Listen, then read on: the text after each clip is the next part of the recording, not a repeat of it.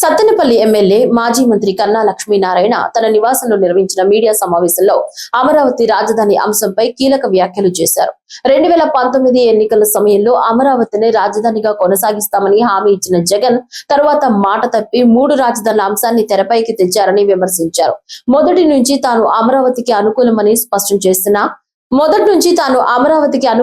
స్పష్టం చేస్తున్న స్వలాభం కోసం విశాఖపట్నాన్ని రాజధానిగా చేయాలన్న ప్రయత్నాలు జరిగాయని ఆరోపించారు.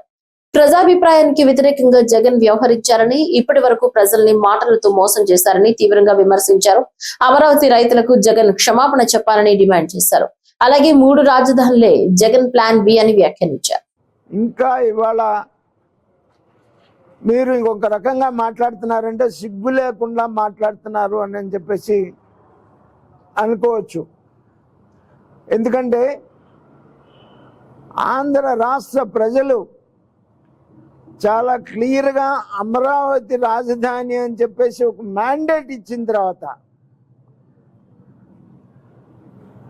ప్రజాభిప్రాయం మీద గౌరవం లేకుండా ప్రజాభిప్రాయానికి వ్యతిరేకంగా మీరు మాట్లాడుతూ దాన్ని తీవ్రంగా ఖండిస్తున్నానని చెప్పేసి నేను ఈ సందర్భంగా తెలియజేస్తూ, ఇప్పటికైనా మీకు ఏమాత్రం ప్రజాభిప్రాయం మీద